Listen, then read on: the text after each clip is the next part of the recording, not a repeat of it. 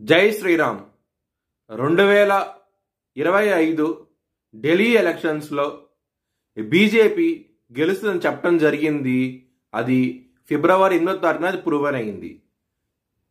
ఆ video link అనేది డిస్క్రిప్షన్లో ఇవ్వడం జరుగుతోంది.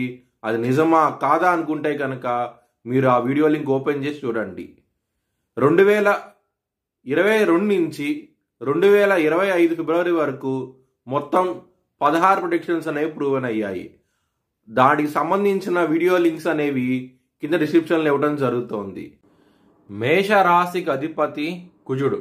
మేషరాశిలో భరణి 4 పాదాలు, అశ్విని 4 పాదాలు, కృత్తిక 1వ పాదం ఉంటుంది.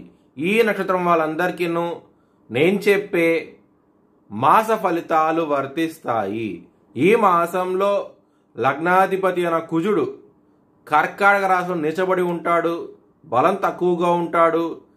ఆరోగ్యపరంగా ఇబ్బందులు ఉంటాయి. బీపీకి సంబంధించిన విషయాల్లో జాగ్రత్త తీసుకోండి.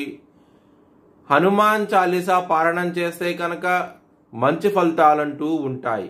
గురువు మీకు వ్యయస్థానం అధిపతి అయ్యి మరియు నవమాధిపతి అయ్యి 2వ స్థానం నుంచి మే 14వ తారీఖున 3వ స్థానానికి వెళ్తున్నారు. గురు బలం అనేది తగ్గబోతోంది. కొంచెం జాగ్రత్తగా ఉండండి. ధనపరంగా ఖర్చులు అనేవి అధికంగా ఉంటాయి. 2వ స్థానంలోకి సూర్యుడు మే 14వ తారీఖు నుంచి మేషరాశి నుంచి ఆయన వృషభ రాశికి రాబోతున్నారు. కుటుంబంలో ఇగో ఫీలింగ్స్ లాంటివి ఎక్కువగా గొడవలు అయ్యే అవకాశం ఎక్కువగా ఉన్నది. కొంచెం జాగ్రత్తగా ఉండండి. 12వ స్థానంలో శని ఉన్నారు.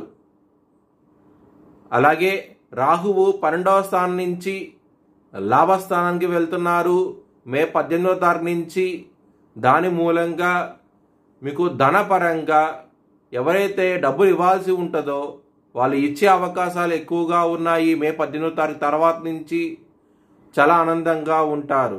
కానీ ఖర్చులు అనేవి మాత్రం అధికంగా ఉంటాయి. మ్యారేజ్ పరంగా ఇబ్బందులు ఉంటాయి.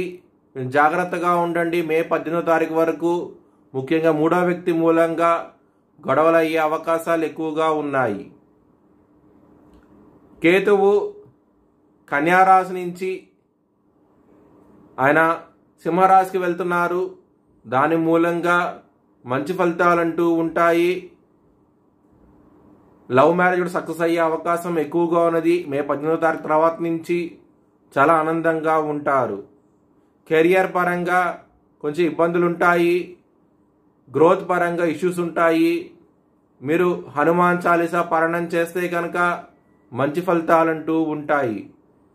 మీ భవిష్యత్ వివరాల కోసమై హెచ్ఎల్ఎన్ జ్యోతిష్యాలయాన్ని సంప్రదించండి.